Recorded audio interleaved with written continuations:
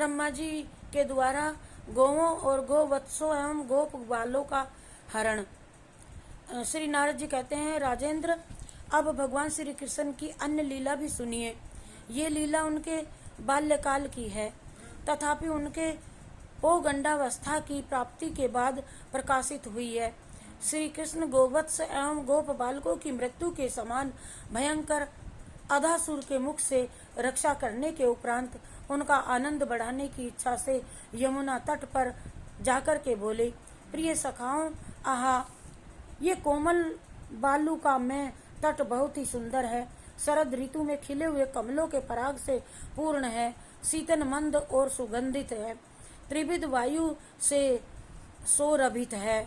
यह तटभूमि भोरों की गुंजार से युक्त एवं कुंज और वृक्ष लताओं से सुशोभित है। हे गोप बालकों, दिन का एक पहर बीत गया है और भोजन का भी समय हमारा हो गया है। अतः इस स्थान पर बैठ करके चलो भोजन कर लें। तो कोमल बालू का बाली भूमि पर भोजन करने के उपयुक्त दिख रही है। बछड़े भी यहाँ जल पी करके हरी हरी घास चरते रहेंगे। और गोप बालकों ने श्री कृष्ण की ये बात सुनकर के कहा, हाँ हाँ ठीक है, ऐसा ही करते हैं। और वे सब के सब भोजन करने के लिए यमुना के तट पर गए। उपरांत जिनके पास भोजन सामग्री नहीं थी, उन बालकों ने श्री कृष्ण के कान में दीनवाणी से कहा, हमारे पास तो रोटी नहीं, हम लोगों के पास भोजन के लिए कुछ भी खाने को नहीं है, हम लोग क्या करें। तो नंदगांव यहाँ से बहुत दूर है, अतः हम लोग बछड़ों को लेकर के जाते हैं। और ये सुनकर के श्री कृष्ण जी बोले, सुनो मेरे प्रिय सखाओं, शोक मत करो, मैं सबको यत्न पूर्वक आग्रह के साथ आओ भोजन कराऊंगा, इसीलिए तुम सब मेरी बात पर भरोसा करके निश्चिंत हो जाओ। श्री कृष्ण की ये उक्ति सुन करके वे लोग उनके निकट में ही पालती मार बैठ गए। अन्य बालक अपने अपने छीकों पर को खोल करके श्री कृष्ण के साथ भोजन करने लगे। जो सुबह भोजन लाए थे वो खोल खोल करके उन्होंने वो पेड़ पर बांध रखा था, लटकाया था, भोजन खोल खोल करके साथ में भोजन करने लगे। श्री कृष्ण ने गोप बालकों के साथ, जिनकी उनके सामने बड़ी भीड़ लगी हुई थी, और एक राजसभा का आयोजन किया, बिठाया उनको सबको। समस्त गोप बालक उनको घेर करके बैठ गए। ये लोग उनके रंगों के वस्त्र पहने हुए थे, अनेकों अनेकों रंगों के, और श्री कृष्ण पीला वस्त्र धारण करके उनके बीच में बैठे थे। विदेह उस समय, विदेह पूछ रहे ना, मिथिलेश्वर जनकपुरी के जो हुलास हुए हैं उनने बात कर रहे नारद जी। विदेह उस समय गोप बालकों से घिरे हुए श्री कृष्ण की शोभा देवताओं से घिरे हुए देवराज इंद्र के समान अथवा पंखड़ियों से घिरी हुई स्वर्णिम काल की कर्णिका केसर युक्त भीतरी भाग के समान हो रही थी। कोई बालक कुसुमों, कोई अंकुरों, कोई पल्लवों, कोई पत्तों, कोई फलों, कोई अपने हाथों में कोई पत्थर, कोई छीको को ही पात्र बना करके दोनों में पत्तों पर, कोई पत्थर पर ही खाने लगा, भोजन करने लगे। उनमें से एक बालक ने शीघ्र कोर उठाया और श्री कृष्ण के मुख में दे दिया। श्री कृष्ण ने भी उस ग्रास का भोग लगा करके सबकी ओर को ऐसे सब बच्चों की तरफ देखा, देख किसने मुझे खिलाया भैया। अन्य बालकों को अपनी अपनी स्वादिष्ट सामग्री चखाओ, मैं स्वाद के बारे में नहीं जानता। बालकों ने ऐसा ही किया, सबने ऐसा ही हो और कह करके अन्य बालकों को भी भोजन के ग्रास ले जाकर के दे दिए। वे भी उन ग्रासों को खा करके एक दूसरे की हंसी करते हुए उसी समय बोल उठे। सुबल ने पुनः हरि के मुख में इतनी जल्दी एक ग्रास और दे दिया, परंतु श्री कृष्ण उस कोर में से थोड़ा सा खाकर हंसने लगे, तो हंसते हंसते कुछ कोर बाहर। उस समय जिसने कोर खाया था वे सभी जोर जोर से हंसने लगे कृष्ण जी को देख करके। बालक बोले, नंदन सुनो, जिसके नाना मूड हो, मूर्ख हो, उसको भोजन का ज्ञान नहीं रहता।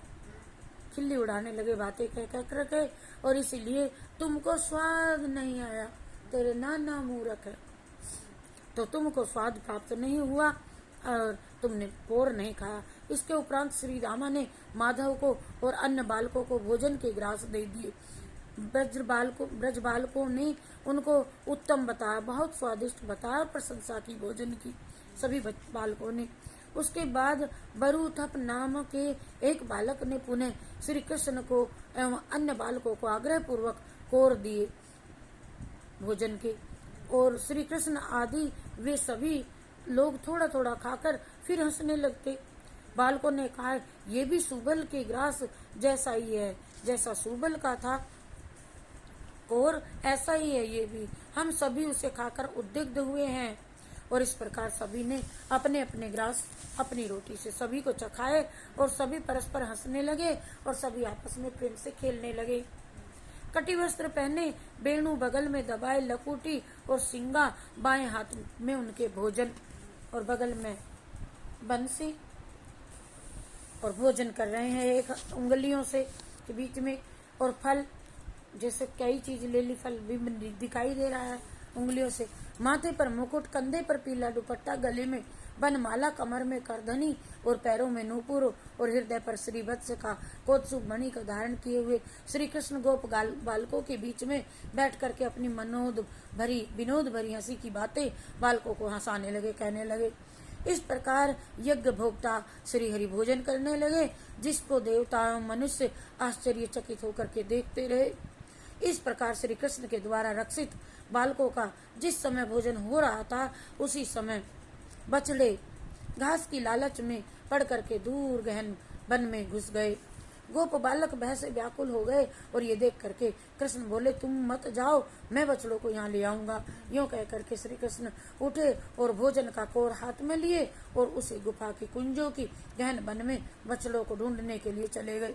जिस समय ब्रजवासी सारे बालकों के साथ श्री कृष्ण यमुना तट पर रुचि पूर्वक भोजन कर रहे थे, उसी समय पद्मयोनि ब्रह्मा जी अधासुर की मुक्ति ये देख करके कि अधासुर की मुक्ति भी इन्हीं के द्वारा हुई, और उसी स्थान पर ब्रह्मा जी पहुंच गए। इस दृश्य को देख करके ब्रह्मा जी मन ही मन में ये कहने लगे कि ये तो देवाधिदेव श्री हरि नहीं है, अभी तो कोई गोप कुमार है। यदि ये श्री हरि होते तो गोप बालकों के साथ इतने अपवित्र अन्न का भोजन कैसे कर लेते। राजन, ब्रह्मा जी परम आत्मा माया से मोहित होकर के इस प्रकार बोल गए और उन्होंने उनकी भगवान की मनोज्ञ महिमा को जानने का निश्चय किया।